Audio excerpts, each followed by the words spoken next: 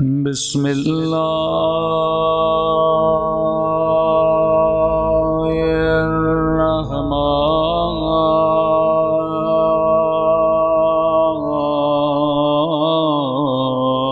الرحیم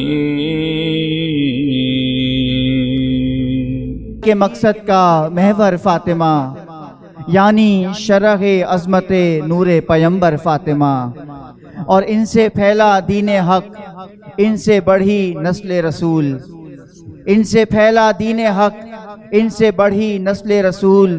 ایک کوثر ہیں علی اور ایک کوثر فاطمہ، ایک کوثر ہیں علی اور ایک کوثر فاطمہ۔ اور ایک شعر یہ ہے کہ قدسیوں سے عرش پہ سن سن کے زہرا کی عطا، قدسیوں سے عرش پہ سن سن کے زہرا کی عطا، حل عطا بھی ڈھونڈتا آیا ہے باب فاطمہ، حل عطا بھی ڈھونڈتا آیا ہے باب فاطمہ۔ قبلہ علامہ عارف حسین کاظمی صاحب کی سلامتی کے لیے باوزِ بلند صلوات۔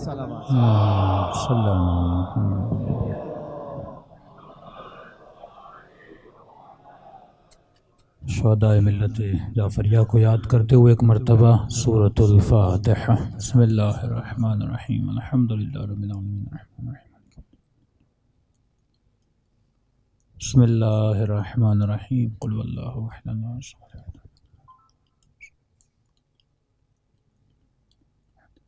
ربنا تقبل منا انک انت السمیع العلیم۔ صلوات پڑھے محمد و آل محمد۔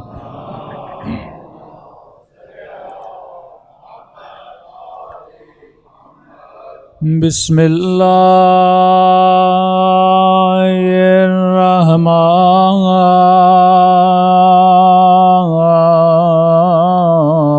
الرحیم،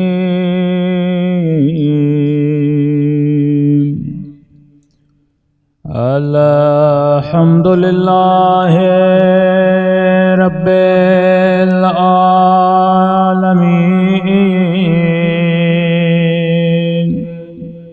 الحمدللہ کما ہوا اہلہ، الصلاۃ والسلام علی سید المرسلین وخاتم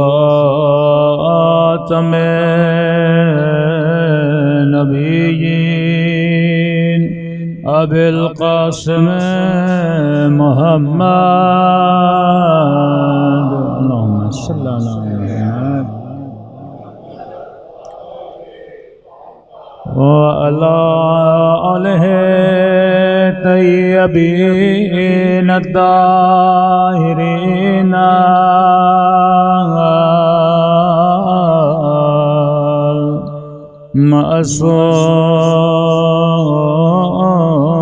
معصومین۔ سب مل کے دعا امام زمان۔ اللہم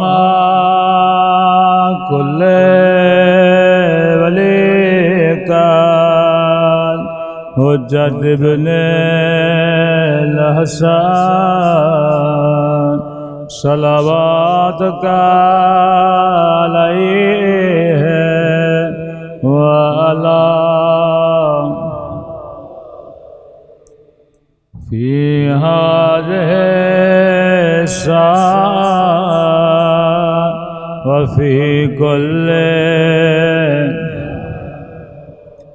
وليا وحافظا وقائدا وناصرا ودليلا وعينا حتى تسكنه أرضك طوعا وتمتعه فيها طويلا برحمتك يا أرحم الراحمين۔ صلوات پڑھیں محمد۔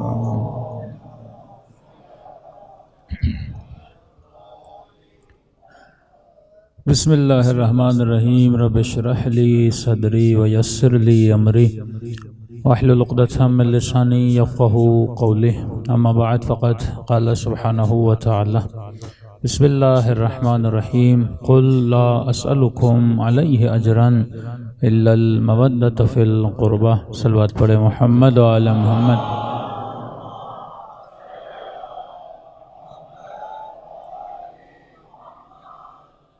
دعا ہے پروردگار عالم ہم سب کی عبادتوں کو اپنی بارگاہ میں قبول فرمائے، اور جس مقصد زندگی کی خاطر یہ مجالس بپا ہوتی ہیں ان مقاصد میں بھی ہم سب کو کامیابیاں نصیب فرما دے۔ آواز تھوڑی سیٹ کر دیں، کافی کھچاؤ آ رہا ہے آواز میں، بارے دیگر صلوات پڑھے محمد وعلی محمد۔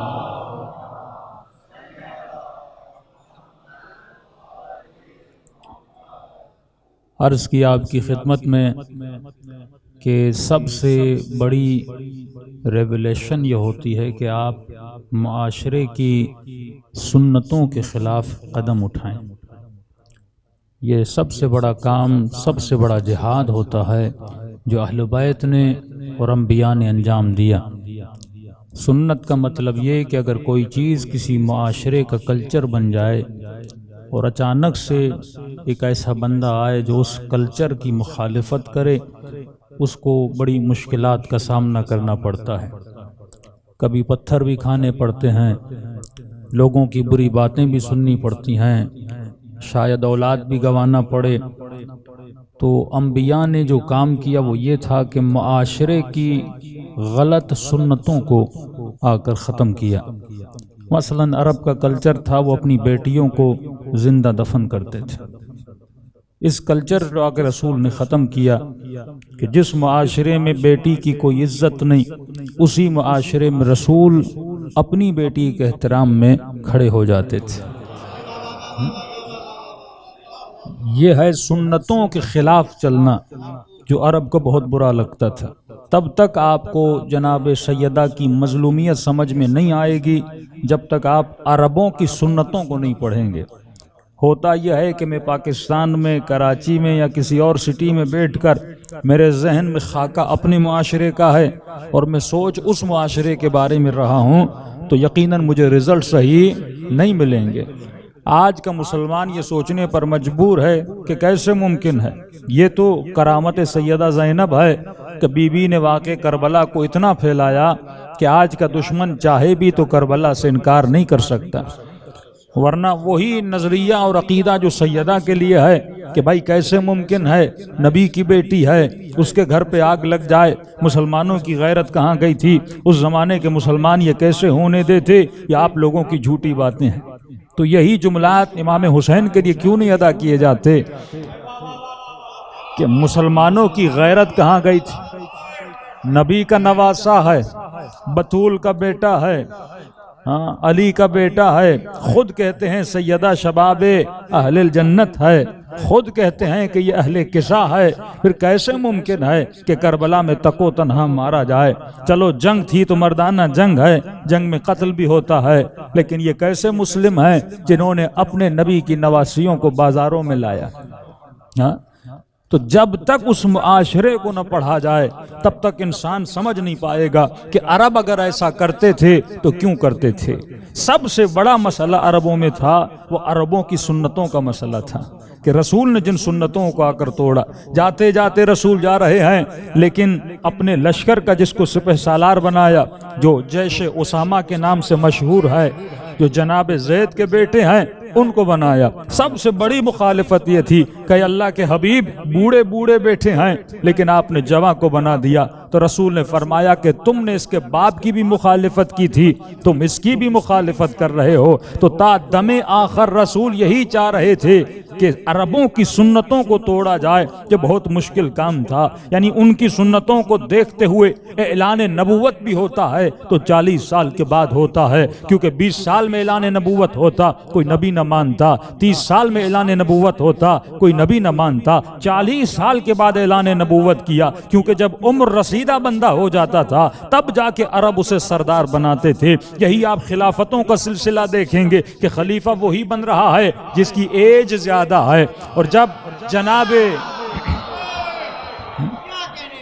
تاریخ میں واقعہ ملتا ہے کہ ایک مرتبہ ابن عباس سے جب جناب عمر نے کہا کہ ابن عباس یہ بتاؤ کہ لوگوں نے علی کو خلیفہ کیوں نہیں بنایا، تو ابن عباس نے یہی جواب دیا کیونکہ علی کی عمر کم تھی، اگر علی کی عمر زیادہ ہوتی شاید یہ عرب علی پہ کیا ہو جاتے، متفق ہو جاتے، اور جب خود مولا علی عمر رسیدہ ہو جاتے ہیں تو چوتھی خلافت حضرت علی کو پھر دینے کے لیے عرب تیار ہو جاتے ہیں۔ سنتوں کا اتنا اثر تھا۔ دوسری چیز، عرب میں عورت کے اوپر ہاتھ اٹھانا کوئی بڑی بات نہیں تھی۔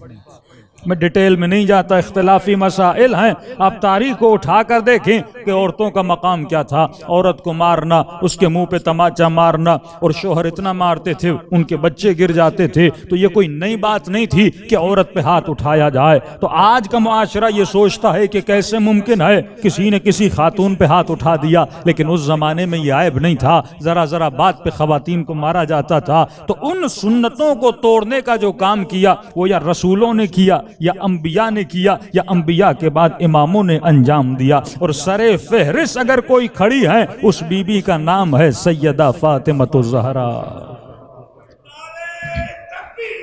اللہ اکبر یا رسول اللہ۔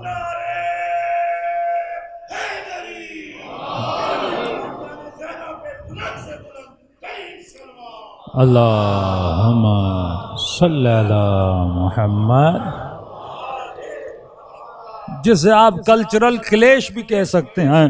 مثلا پاکستانی معاشرہ ایرانی معاشرے میں کتنے کلیشز ہیں، یا عراقی اور پاکستانی معاشرے میں کتنے کلیشز ہیں۔ تبھی خدا نے انسان کو زندگی کرنے کے لیے شریعت کا راستہ دیا کہ تیرا کلچر بھی اسلام ہے، تیری شریعت بھی اسلام ہے، تیرا راستہ بھی اسلام ہے، اور اس اسلام پہ چلانے کے لیے اگر کوئی رول ماڈل میں نے بنایا ہے تو اولنا محمد ہے، اوسطنا محمد ہے، آخرنا محمد ہے، بل کلنا محمد ہے۔ تجھے ان کی زندگی کو دیکھ کر اپنی زندگی کو گزارنا ہے۔ تبھی اسلام نے انسان کے لیے جس چیز کو معیار بنایا اس چیز کا نام تھا عقل۔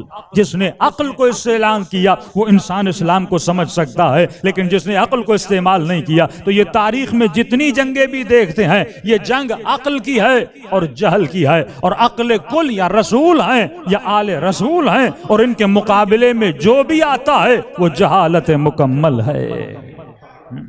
یا ایک حدیث کی طرف آپ کو اشارہ کر دوں کہ فرمایا علی مع الحق والحق مع علی۔ تمام اہل سنت مانتے اس حدیث کو، لیکن ذرا مسلمان سوچے کہ علی حق کے ساتھ ہے، اور حق کس کے ساتھ ہے؟ علی کے ساتھ ہے۔ اگلا جملہ بڑا عجیب ہے، یہاں تک تو ہر بندے کو سمجھ آتا، آپ بولے فلاں صاحب حق کے ساتھ ہیں اور حق کے ان کے ساتھ ہے، لیکن اگلا جملہ بڑا عجیب ہے، فرمائیے مت دیکھنا کہ حق کہاں جا رہا ہے،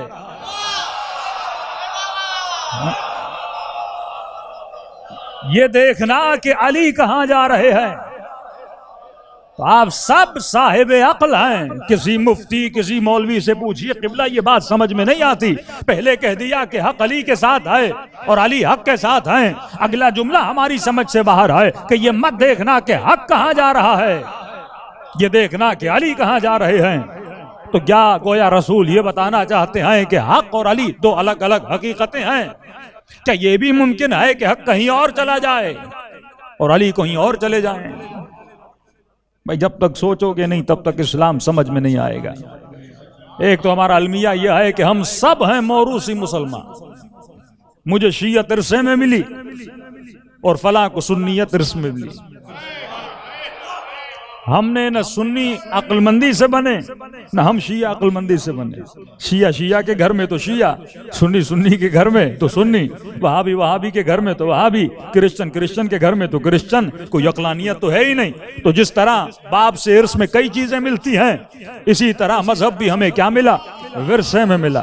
کمال تو یہ ہے کہ مذہب اور اصول کو اپنے عقل کے ذریعے سے سوچو، اپنے عقل کے پیمانے پہ پرکھو کہ جو میں کر رہا ہوں کیا وہ عقل کے مطابق بھی ہے کہ نہیں ہے۔ اکثر یہ کہا جاتا ہے یہ کیسے ممکن ہے، اکثر لوگ جو کنورٹ ہوتے ہیں سب سے بڑا مسئلہ یہ ہوتا ہے کہ مولانا برادری سے کٹ جائیں گے، دوستوں سے کٹ جائیں گے. اگر میں شریعت کی اس شک پہ عمل کرتا ہوں تو خاندان والے کیا بولیں گے, بھائی والے کیا بولیں گے. ایک مومن تھے ہمارے فیصل آباد کے, کہنے لگے مولانا جب سے میں نے سنا کہ ایسی شادیاں جس میں حرام ہے, گانا بجانا ہے, وہاں پہ جانا حرام ہے, جب میں نے جانا چھوڑ دیا تو میرے اپنے بھتیجے, میرے اپنے بھانجے مجھے گالیاں دینے لگے. یہ تو ہماری خوشیوں میں خوش نہیں ہے, یہ تو ہماری شادیوں میں نہیں آتا, یہ تو ہماری محفلوں میں نہیں بیٹھتا. تو بڑا مشکل ہوتا ہے کہ بندہ بندے کو خوش کرے یا خالق کے بندے کو خوش کرے. یہ ہے سنتوں کے خلاف چلنا. تو اب جملہ سمجھو کہ علی حق کے ساتھ ہیں, حق علی کے ساتھ ہیں. فرمایا یہ مت دیکھنا کہ حق کہاں جا رہا ہے, یہ دیکھنا کہ علی کہاں جا رہے ہیں. ذرا عام کر کے سمجھاؤں. بھئی مثال کے طور پہ میں نے محترم قائد اعظم کی مثال دی تھی کہ عوام قائد اعظم کو قائد برحق سمجھتی تھی. اب ظاہر ہے ان کے رائٹ میں لیفٹ میں کچھ لوگ ہوں گے, تو ظاہر ہے جو قائد کے ساتھ ہوتا ہے وہ بھی حق کے ساتھ ہوتا ہے. اب تصور کیجئے, اپنی ہسٹری کو پڑھیے نا, زیادہ دور کیوں جاتے ہیں.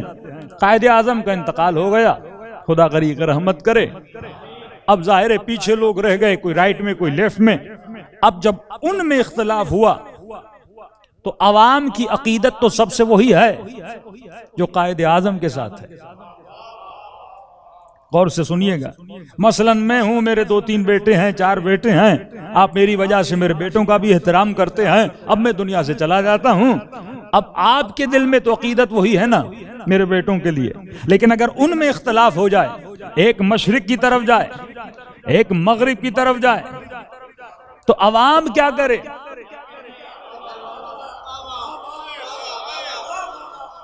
قصور مسلمان کا تو نہیں ہے. اس کو بچپن سے یہ بتایا گیا کہ اصحابی کالنجوم, میرے سارے صحابہ ستاروں کی طرح ہیں. تو ہر مومن, ہر مسلم جو رسول کو مانتا ہے تو یقیناً اس کے دل میں اصحاب رسول کی کیا ہے؟ محبت ہے. کوئی کاتب وحی ہے, بقول کوئی داماد ہے, کوئی جنگوں میں مدد کرنے والا ہے, کوئی سب سے پہلے رسول کے ساتھ آ کے ملنے والا ہے, ہر جنگ میں ساتھ ہیں, غار میں بھی ساتھ ہیں, جنگوں میں بھی ساتھ ہیں, میدانوں میں بھی ساتھ, ہر جگہ نبی کے ساتھ ہیں جتنے بھی اصحاب ہیں. اب اچانک رسول خدا کا انتقال ہوتا ہے. اب ظاہر عوام تو یہی ہے, سب کا احترام کرتی ہے, سارے اصحاب رسول ہیں. لیکن ہوتا یہ ہے کہ اصحاب کی آپس میں اختلاف ہو جاتا ہے. ایک صفین میں جا رہا ہے, دوسرا صحابی جمل میں جا رہا ہے. تو خواص کو تو پتا ہے. مثلا اگر میں اہل علم ہوں, مطالعہ قرآن ہے, حدیث ہے, تو وہ بندہ تو چلو وہاں پہ فیصلہ کر لے گا. اس نے اجتہاد کیا, مثلا حق علی کے ساتھ تھا, دوسرے نے اجتہاد کیا کہ مثلا حق امیر شام کے ساتھ تھا, وہ تو بنے خواص. لیکن عوام کو کیا پتا؟ عوام جیسا علی کو مانتی ہے ویسا دوسروں کو مانتی ہے. عوام کہتی ہے سارے صحابی ہیں, سارے رسول کے ساتھ تھے. اب عوام کیا کرے کہ ایک مشرق کی طرف جا رہا ہے, دوسرا مغرب کی طرف جا رہا ہے. تو عوام کے سامنے ملٹیپل حق ہیں. عوام کے لیے یہ بھی حق ہے, عوام کے لیے یہ بھی حق ہے, عوام کے لیے یہ بھی حق ہے, عوام کے لیے یہ بھی حق ہے. یہ ملٹیپل حق بنے تو عوام کرے تو کیا کرے؟ اب نبی نے عوام کے ذہنوں کو ڈائریکشن دینے کے لیے فرمایا کہ یہ مت دیکھنا کہ حق کہاں جا رہا ہے, یہ دیکھنا کہ علی کہاں جا رہے ہیں.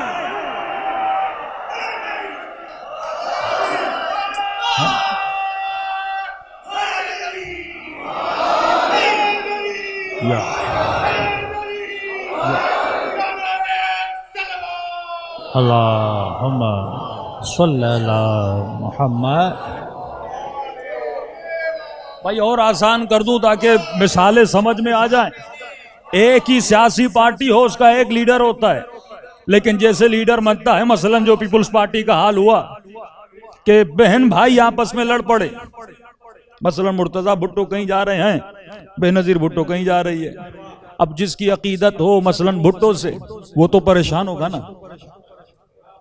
تو بھائی دونوں اس کے بیٹے ہیں, دونوں اس کی اولادیں ہیں, میں کس کو فالو کروں؟ مسلمان کا کیا قصور اگر بڑے آپس میں لڑے؟ مسلمان کا تو مسئلہ نہیں ہے, وہ رسول سے عقیدت رکھتا ہے.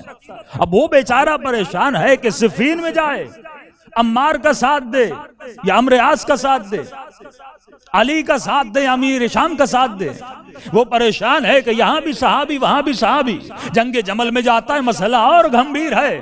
ایک طرف داماد رسول ہیں، دوسری طرف امہات المومنین ہیں.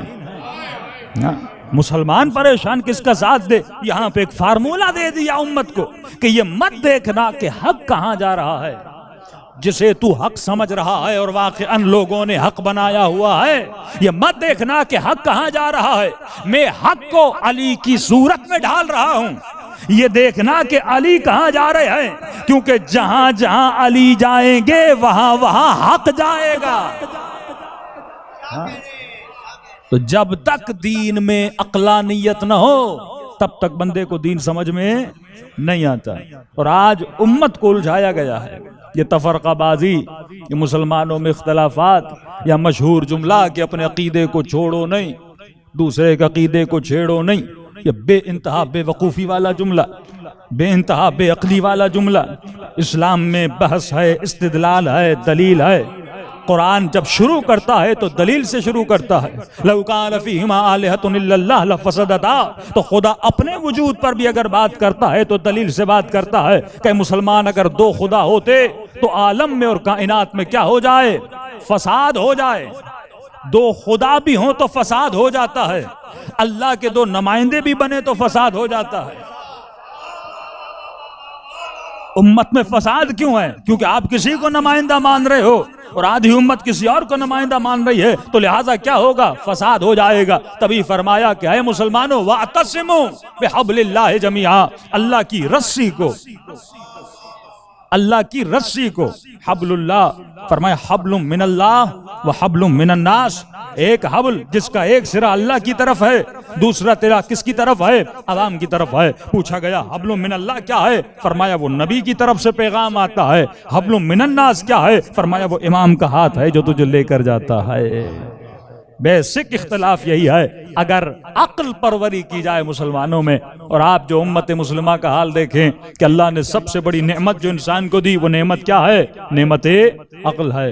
اور اسی عقل کے ذریعے وہ انسان جو سمندروں میں جانے سے ڈرتا تھا، جو ان کی لہروں سے ڈرتا تھا، آج وہی انسان سمندروں کو چیرتا ہوا جاتا ہے. یہ کس کی نعمت ہے؟ یہ نعمت عقل ہے. آج انسان ہواؤں کو چیرتا ہوا ہوائی جہاز پہ چڑھ رہا ہے. یہ کس کی نعمت ہے؟ نعمت عقل ہے.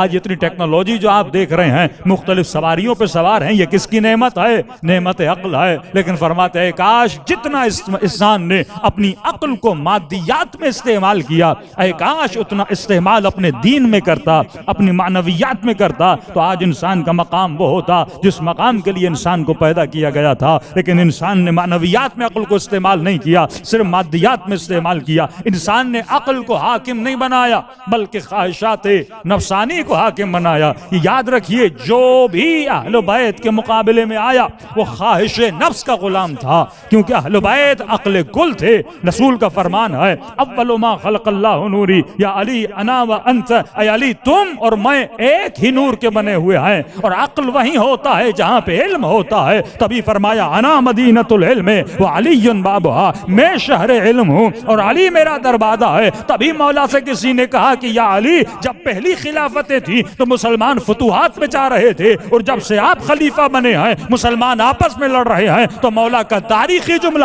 امام نے فرمایا یہی تو مسئلہ ہے کہ علی کو تجھ جیسے مشیر ملے اور ان کو علی جیسا مشیر ملا تھا.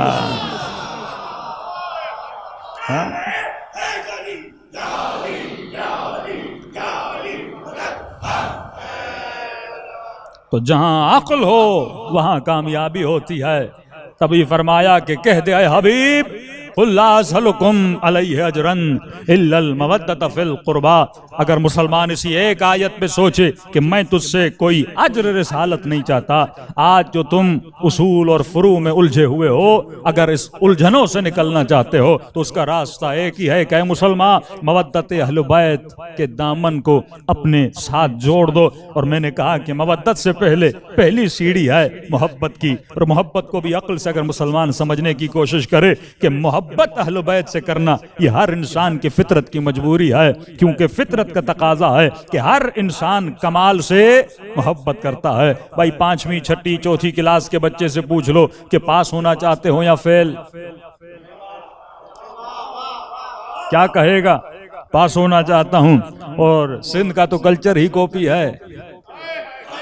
ہاں تو میں نے کسی زبان سے کہا، میں نے کہا پورا سال پڑھتے نہیں ہو اور میٹرک اور انٹر میں کاپی کر کے بھی پاس ہونا چاہتے ہو، پڑھے نہیں ہو تو فیل ہو جاؤ، کیا مسئلہ ہے؟ کہ نہیں مولانا، کاپی ہو کر بھی پاس ہونا اچھا لگتا ہے.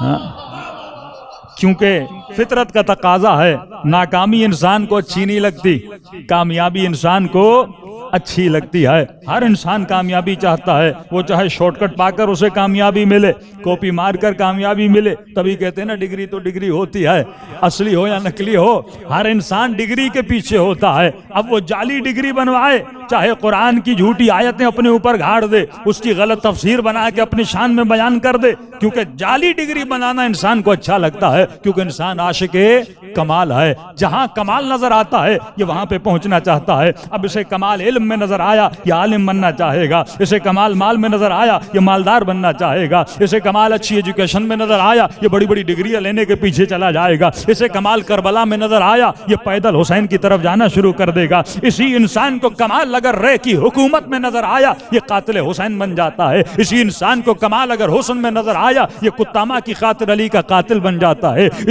اب کمال کہاں ہے یہ ایک الگ بحث ہے، لیکن فطرت کا تقاضا ہے کہ شیطان فطرت کو نہیں بدلتا، شیطان معیار کو بدل دیتا ہے. شیطان فطرت بشری کو بدل نہیں سکتا. کہ میں نے کہا تھا ہر انسان کی فطرت میں خدا پرستی ہے، یہ اللہ کی عبادت کرنا چاہتا ہے. کوئی بھی دنیا کا انسان لے لیں، آپ جبل و برہوت میں چلے جائیں، جنگلات میں چلے جائیں، جن تک کوئی میڈیا نہیں پہنچا، لیکن ان کے اندر بھی دیکھو گے انہوں نے کسی نہ کسی کو خدا بنایا ہوا ہے. تو خدا پرستی فطرت بشر میں ہے. اب شیطان کا کمال یہ ہے کہ شیطان حقیقی خدا سے ہٹا کر اس کے معیار کو بدل دیتا ہے. کبھی بت پرستی میں ڈال دیتا ہے، کبھی آتش پرستی میں ڈال دیتا ہے، کبھی خود پرستی میں ڈال دیتا ہے، کبھی نفس پرستی میں ڈال دیتا ہے، کبھی شہرت پرستی میں ڈال دیتا ہے، کبھی کرسی اور مقام پرستی میں ڈال دیتا ہے. تو شیطان اس کی ڈائریکشن کو بدلتا ہے، اور امام کا کام یہ ہے کہ بندے کی ڈائریکشن کو صحیح کرے. تبھی فَإِنَّمَا تُوَلُّوا فَثَمَّ وَجْهُ اللَّهِ، جہاں جہاں چہرہ گھماؤ گے وہاں پر تمہیں اللہ نظر آئے گا. لیکن سوال یہ ہے کہ پھر خدا نے یہ کیوں کہا کہ جب نماز پڑھو تو تمہارا قبلہ اور ڈائریکشن ایک ہونی چاہیے؟ کیونکہ جب تک ڈائریکشن ایک نہیں ہوگی تب تک تمہارے اندر اتحاد پیدا نہیں ہوگا.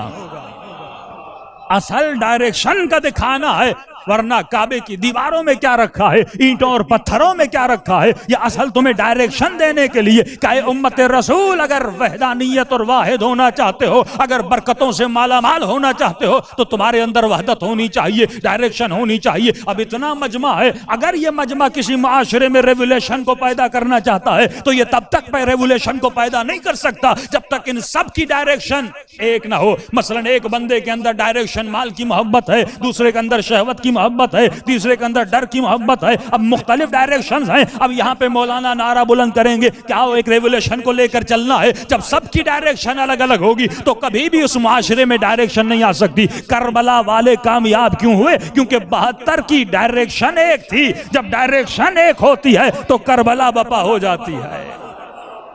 313 اصحاب امام زمانہ کیوں ہے؟ کیونکہ سب کی ڈائریکشن کیا ہے؟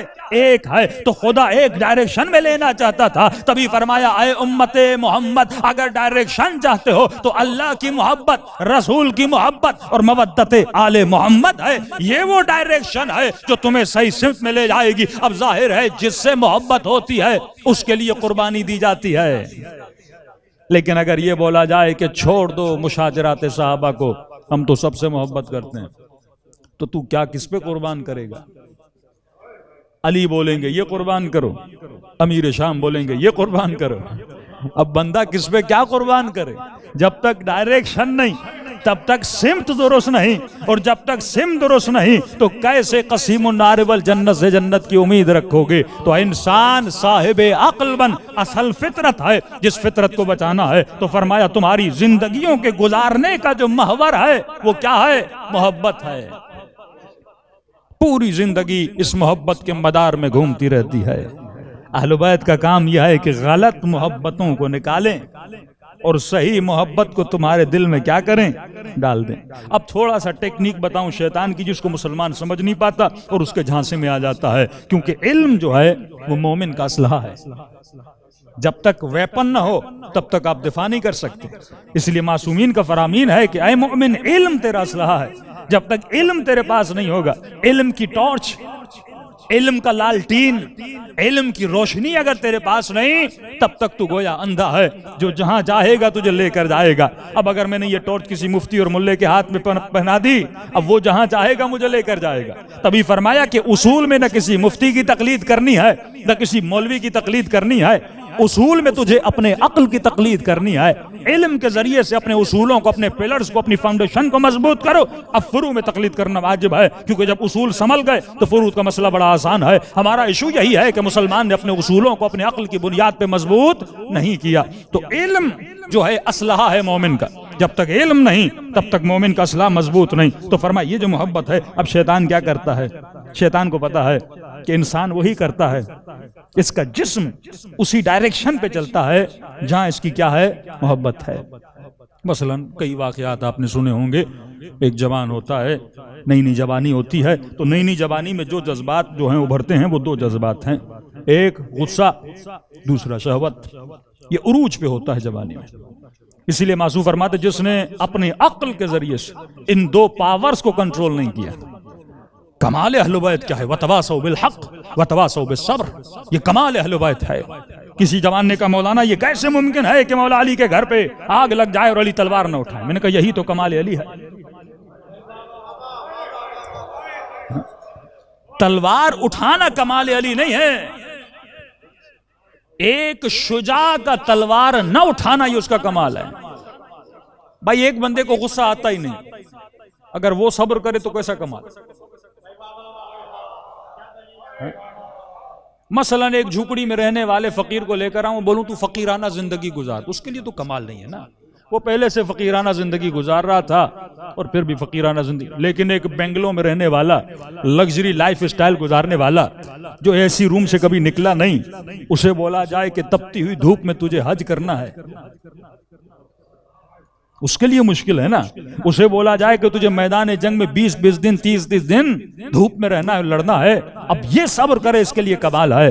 بڑھاپے میں شہوت پہ کنٹرول کرنا کیسا کمال ہے؟ بندہ جوانی میں کنٹرول کرے تو کمال ہے نا، جب چیز اپنے عروج پر ہو تب کمال ہے۔ ایک عورت حجاب کرتی نہیں اور بولے کہ مولانا دو جوانوں نے میرا دوپٹہ اتار دیا، بھئی تو پہلے پہنتی نہیں تھی، تیرے لیے کیسا کمال ہے کہ تم نے اس مصیبت پہ صبر کیا؟ کمال سیدہ یہ ہے کہ جب نابینا بھی گھر میں آتا ہے تو رسول فرماتے ہیں کہ بیٹی یہ تو نابینا ہے، فرمایا بابا میں یہ بھی نہیں چاہتی کہ نامحرم کے قریب زہرا جائے اور میری خوشبو بھی اس کے ناک تک جائے۔ یہ تصور محرم اور نامحرم سیدہ سے ملتا ہے۔ اس بی بی کے لیے مقام صبر ہے کہ اسے بولا جائے کہ امتحان زہرا یہ ہے کہ تو دربار میں جائے۔ ہاں یہ عالم انقطاع ہے، ایک الگ ٹاپک ہے۔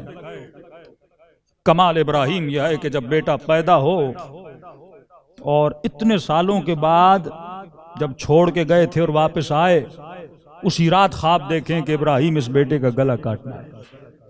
یہ کمال ہے کہ ابراہیم اب گلا کاٹے، اتنے سالوں کے بعد اولاد ملے، اللہ بولے ایک ایسی زمین پہ چھوڑ کے آ جہاں پہ گندم کا دانہ اگتا نہیں، پانی نہیں، پیاس ہے، صحرا ہے۔ ابراہیم وہاں پہ اپنی بیوی کو چھوڑ کے آئے، اور معصوم فرماتے جب چھوڑ کے جا رہے تھے ہاجرہ انتظار میں تھی کہ ابراہیم اب پلٹ کے دیکھے گا، اب پلٹ کے دیکھے گا، لیکن یہ ابراہیم ہے، اس کی نسل سے اسماعیل کو آنا ہے اور اسماعیل کی نسل سے کسی حسین کو پیدا ہونا ہے۔ ابراہیم نے پلٹ کر بھی ہاجرہ کو نہیں دیکھا۔ یہ ہے مقام صبر کے وتواصوا بالحق وتواصوا بالصبر۔ صبر تو اہل بیت نے کیا ہے کہ اگر علی چاہے تو اینٹ کو اشارہ کرے تو سونے میں بدل جائے،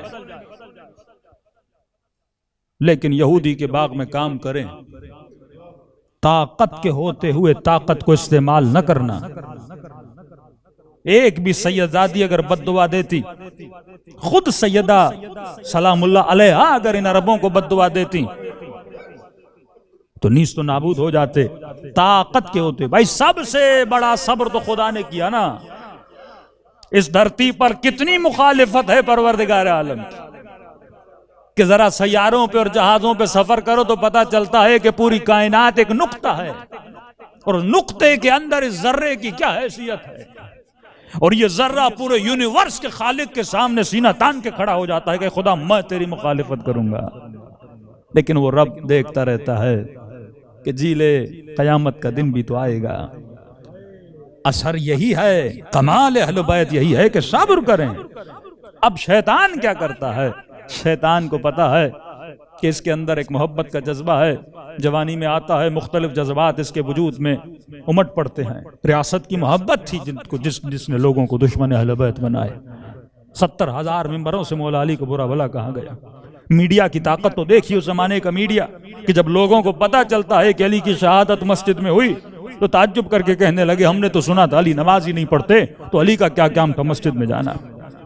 مصلحت الہی تھی کہ مولا علی کی شہادت کہاں پر ہو؟ مسجد میں ہو۔ ہر چیز میں اللہ نے کیا رکھا ہے؟ پیغام رکھا ہے۔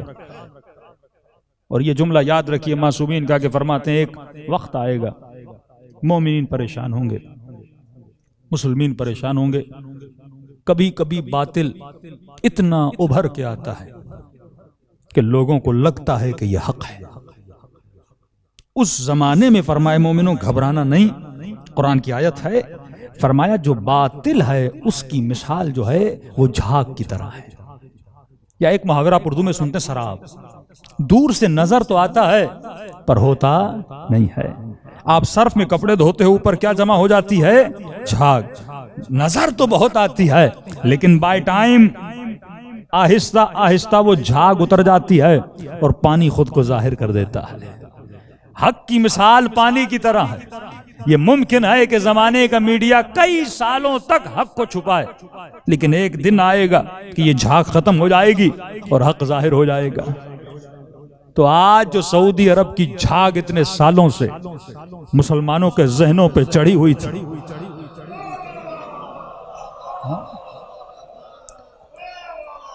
یہ دفاع حرمین میں جلوس نکالنے والے، شان صحابہ کے نعرے مارنے والے، ناموس رسالت کے نعرے مارنے والے، آج سارے نعرے خاموش ہیں۔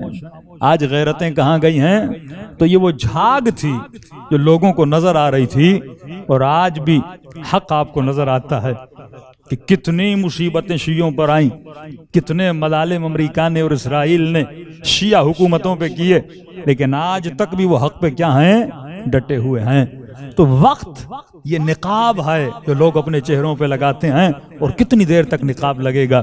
دنیا میں نقاب لگاؤ گے، آخرت میں چہرے سے نقاب اتار دیا جائے گا، تو بالآخر حق کیا ہوتا ہے؟ ظاہر ہو جاتا ہے۔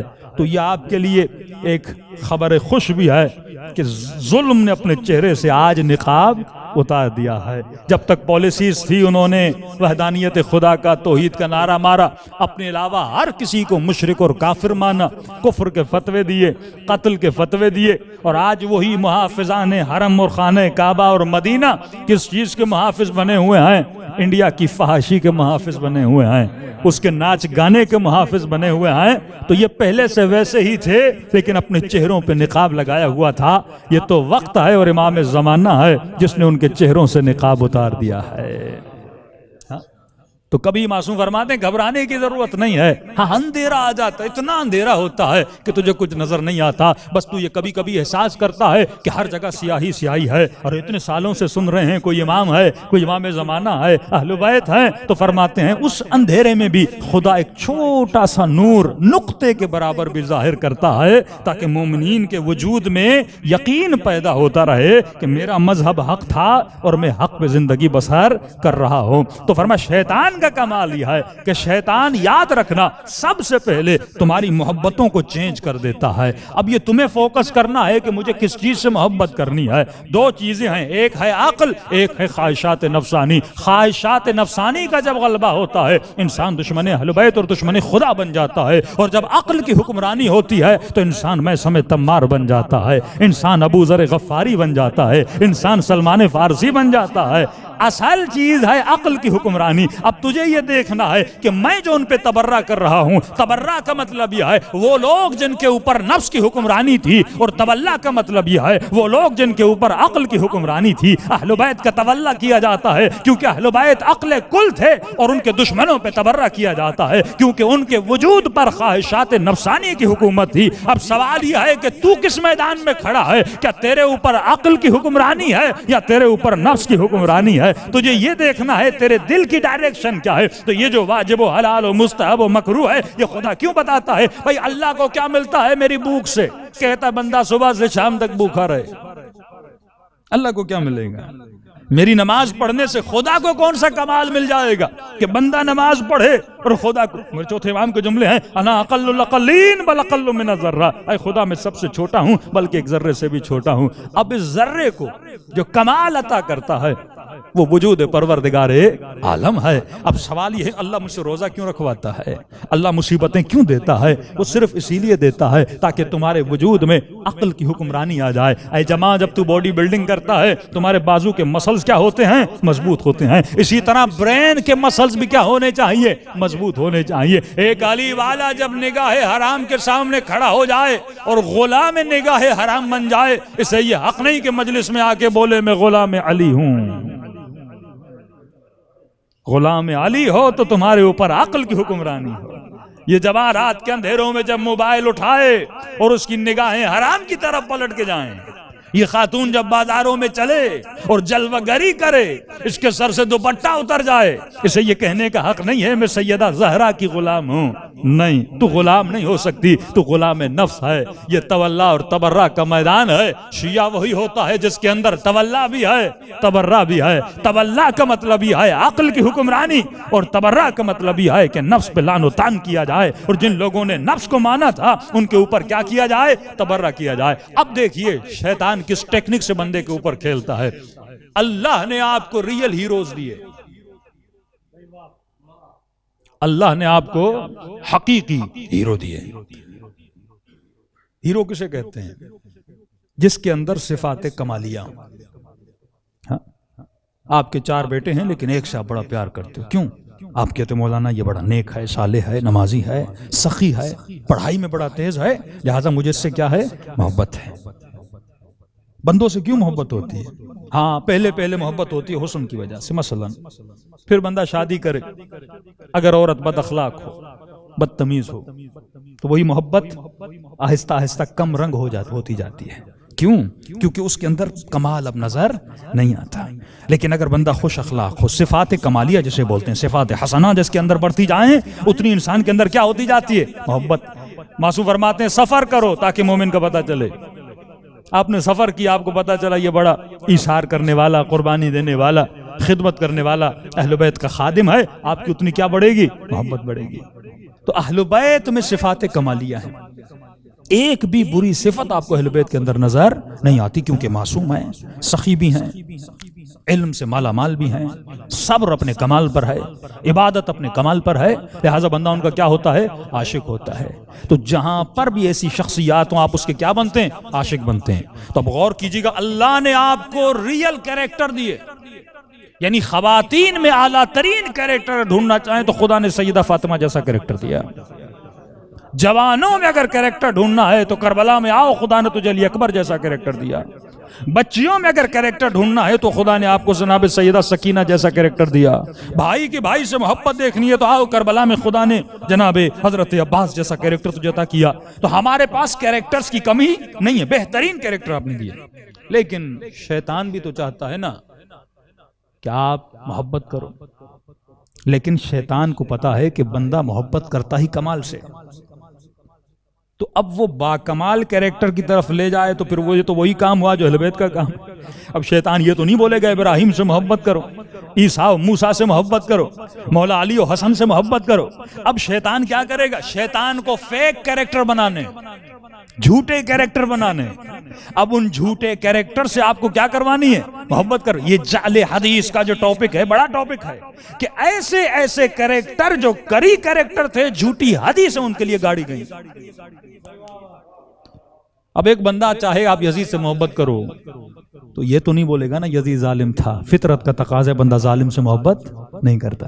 تو یہ کیریکٹر بناتے ہیں، کاتب وحی کا بیٹا تھا، یزید نمازی تھا۔ یہ پڑھے جو یزید کی تعریفیں کرتے ہیں، وہ پازیٹیو چیزیں یزید میں لاتے جاتے ہیں۔ وہ تو کبھی نہیں بولیں گے نا فلاں قاتل سیدہ تھا، قطعاً، کیونکہ پتہ اگر بول دیا تو بندہ اس کیریکٹر سے کیا کرے گا؟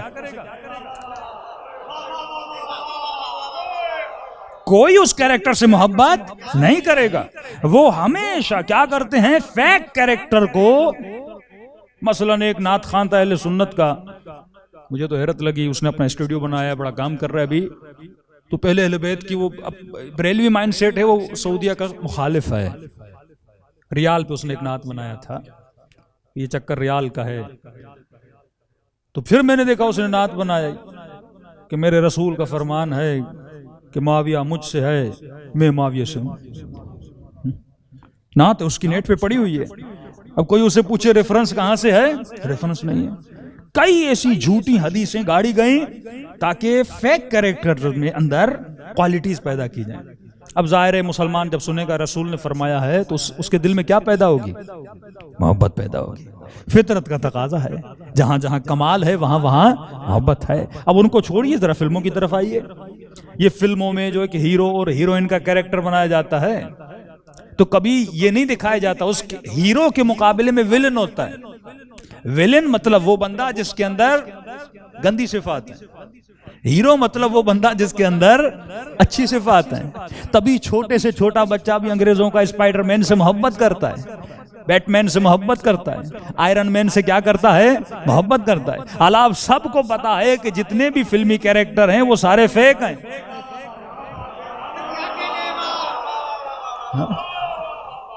آپ فیک کیریکٹر سے آپ کا بچہ کیا کرتا ہے؟ محبت۔ بچے کا قصور نہیں ہے، کیونکہ وہ اس فیک کیریکٹر میں کمالی صفات کو جمع کر دیتے ہیں۔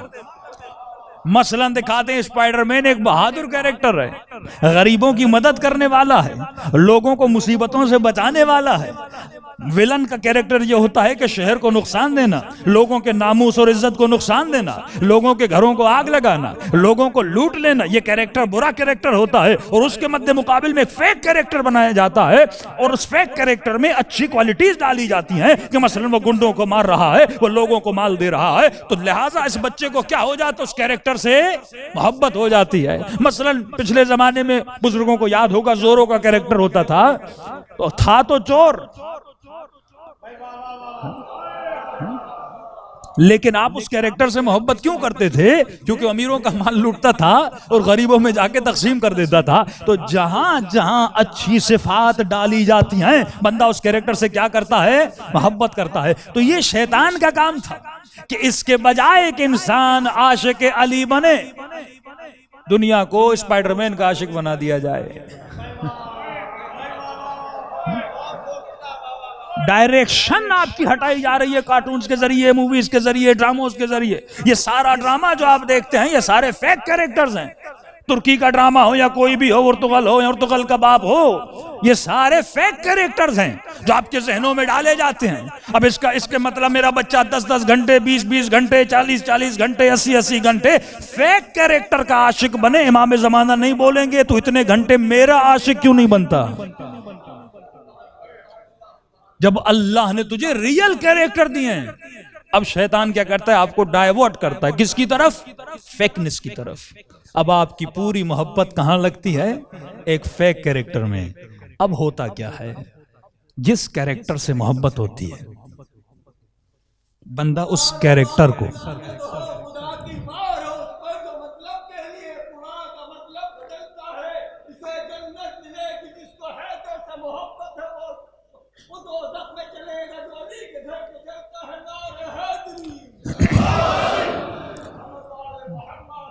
اللہم صلی اللہ علیہ وسلم محمد. وقت میں کمی ہے، بس ایک جملہ اور ربط مصیبت. جب کیریکٹر سے محبت ہو جاتی ہے تو یہاں تک والا اسٹیپ تو بڑا سمپل آپ کو لگا، لیکن اگلا اسٹیپ بڑا خطرناک ہے، بہت خطرناک ہے. جب آپ کیریکٹر کی محبت میں ڈھل جاتے ہو، اب آپ اس کیریکٹر کو فالو کرتے ہو.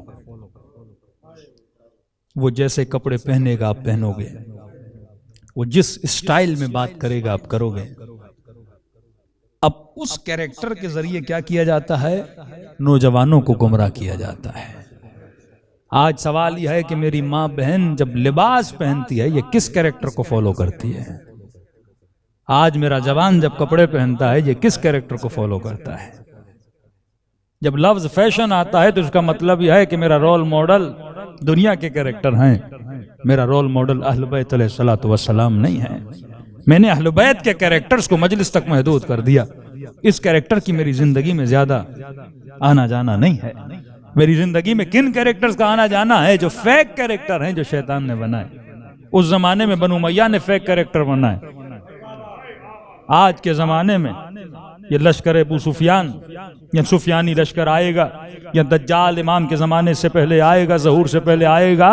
اس کا کام یہی ہے کہ آپ کے دلوں میں فیک کیریکٹر بنا دے اور آپ کو اہل بیت سے کیا کر دے؟ دور کر دے. اہل بیت کو مجلس کی حد تک نہیں ماننا، بلکہ مومن گھر میں بھی جائے تو وہاں پہ اہل بیت کا کردار نظر آئے.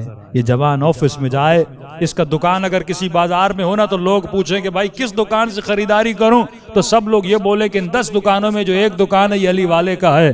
یہ کبھی ہیرا پھیری نہیں کرتا، یہ کبھی مال میں اونچائی نیچائی نہیں کرتا. آپ اس سے جا کر لیں. اگر کوئی شیعہ آفیسر ڈی سی اور ایس پی بنے تو دنیا یہ بولے سارے آفیسر راشی ہوتے ہیں، لیکن علی والا کبھی رشوت نہیں لیتا. یہی جملہ ہے، یہی ٹھنڈک ہے اہل بیت کے دل کی کہ شیعو کونو لنا زینن ولا تکونو لنا شینا.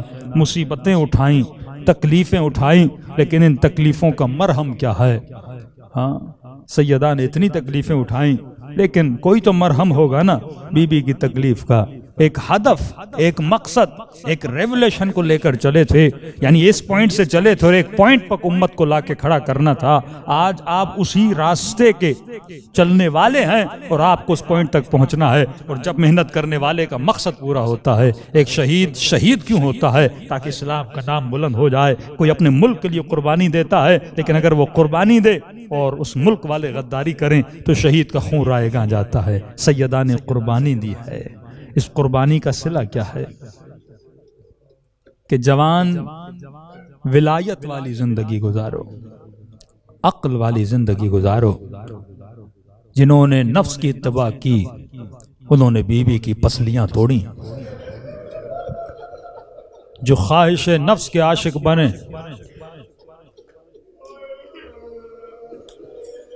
تیری کربلا آج ہے اور تیرا نفس وہی رے کی حکومت کا دانہ ہے. سوال یہ ہے کہ تو کس کے لشکر میں جا رہا ہے؟ کئی مومنین کہتے ہیں مولانا دعا کریے ہم شہداء کربلا میں مشہور ہو جائیں. یہ حدیث کا جملہ تو نہیں ہے لیکن مشہور ہے. کل یوم ناشورا وکل ارض کربلا. تیری کربلا آج ہے تو خود دیکھ آج حسین کے لشکر میں کھڑا ہے یا مد مقابل میں کھڑا ہے. اور معصوم فرماتے ہیں 1 قدم ہماری طرف آ ہم 10 قدم تمہاری طرف آتے ہیں. اور جملہ ہے کہ اے مومن ابھی ذاکر نے مصائب پڑھے نہیں، ابھی تو رویا نہیں، تیری آنکھوں میں آنسو آئے نہیں. تم سب کے سروں کے پیچھے میرے چھٹے ماں فرماتے میری دادی زہرا کھڑی ہو جاتی ہیں، دعا کے لیے ہاتھوں کو بلند کرتی ہیں. اے خدا یہ ہمارے غم میں رونے والا ہے.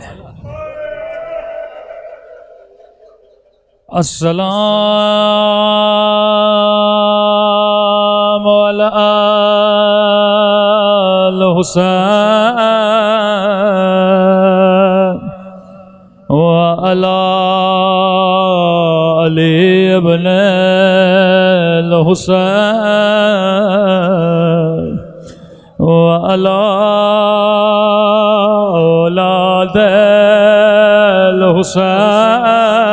الحسین وعلی اصحاب.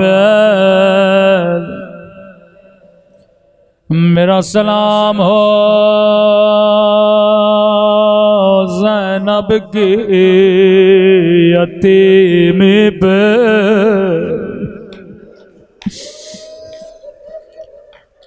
میرا سلام ہو علی کی غیرت پہ،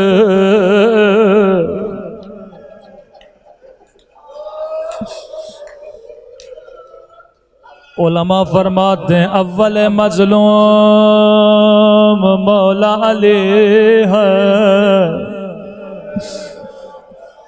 علی سے بڑا کوئی مظلوم نہیں ہے۔ مولا حسین کی شہادت کے بعد ظالموں نے بیویوں کو تماچے مارے تھے، لیکن علی ابھی زندہ تھے، ظالموں نے آگ کا دروازہ گرایا تھا۔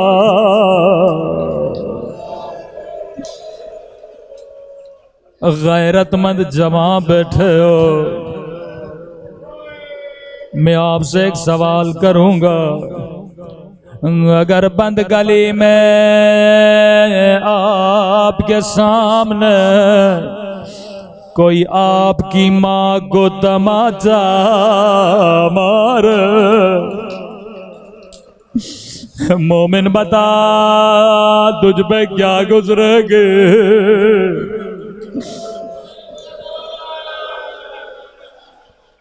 کہنے لگا مولانا میں برداشت نہیں کروں گا۔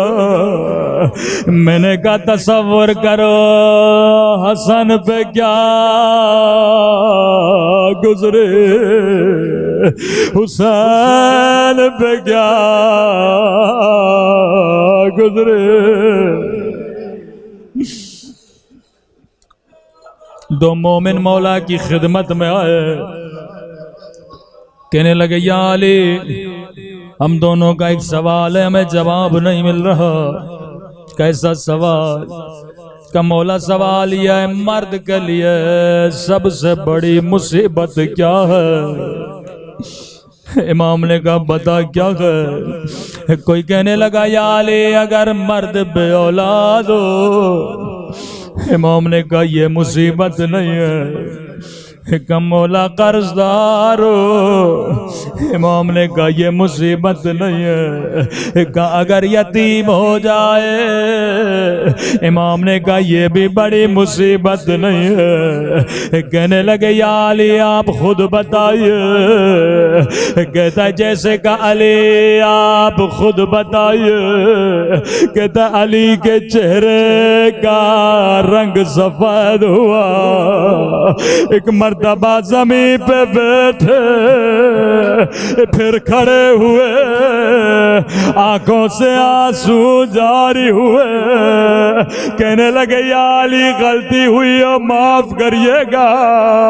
فرمایا نہیں تیرا سوال ایسا تھا، یا علی بتائیے۔ فرمایا مرد کے لیے سب سے بڑی مصیبت یہ ہے مرد فاتح ہے بدر و حنین، مرد فاتح ہے خیبر خندق، اور اس کے سامنے اس کی بیوی کو مارا جائے۔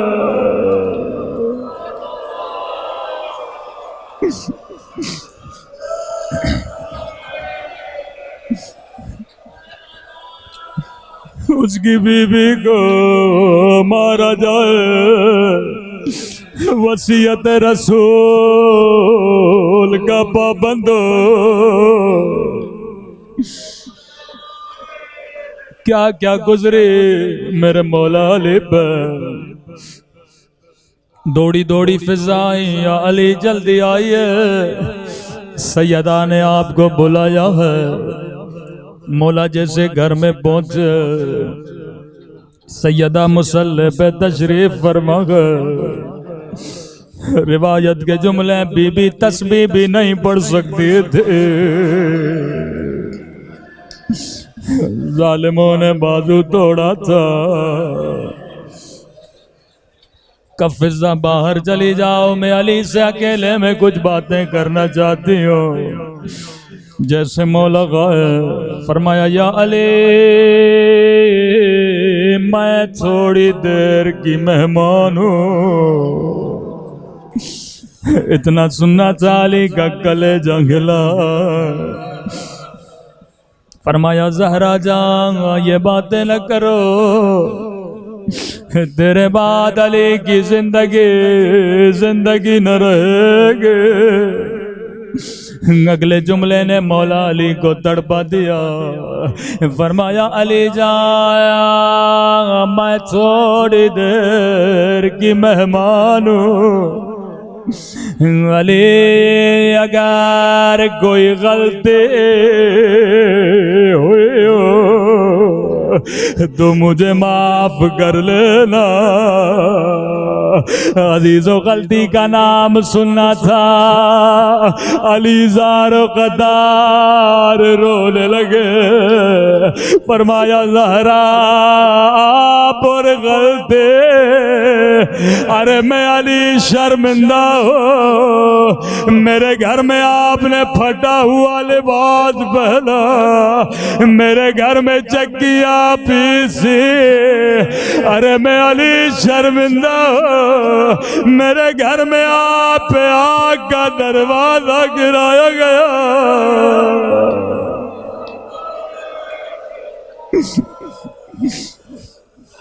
کہ نہیں علی میں نے بابا سے سنا تھا جس بیوی سے شوہر راضی نہیں ہے وہ جنت میں نہیں جائے گے۔ اگلا جملہ فرمایا یا علی کفنی باللیل دفنی باللیل، علی مجھے رات میں کفن کرنا۔ ایک اور وصیت کی علی جب مجھے کفن کرو میرے بدن سے میری پیراہن نہ اتارنا۔ مجھے نہیں پتا بی بی کیا چھپانا چاہتی ہے، اسی لیے اسما فرماتی ہیں جب علی غسل دے رہے تھے دھاڑے مار مار کے رونے لگے۔ میں نے کہا یا علی بلند بلند آواز سے کیوں رو؟ فرمایا اسما میں نے ٹوٹی ہوئی بسلیاں دیکھے،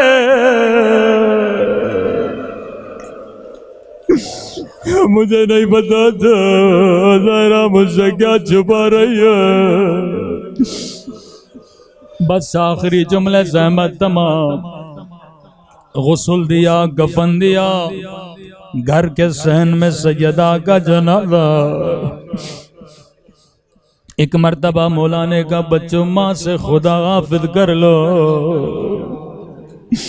بی بی زینب آگے بڑھی، اماں کے سر کے بوجھ لینے لگے۔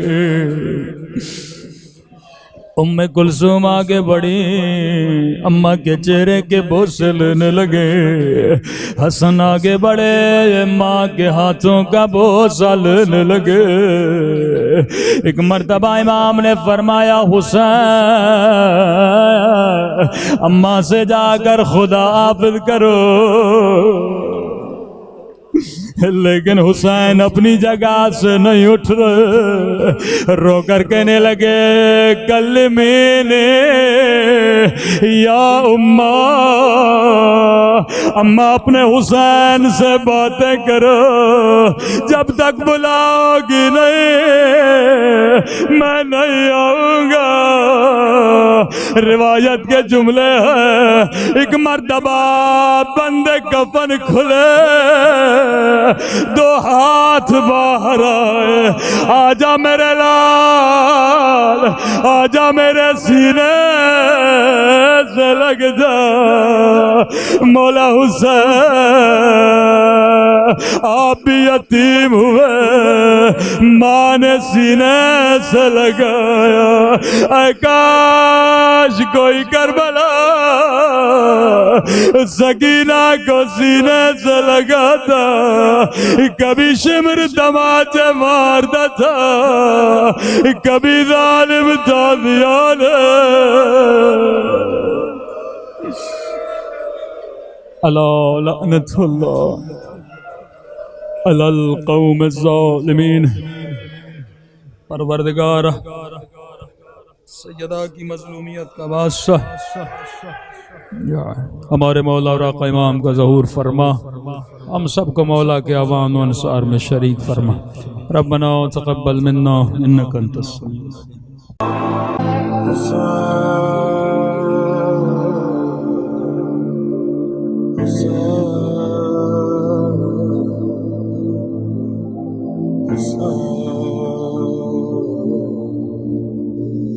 السلام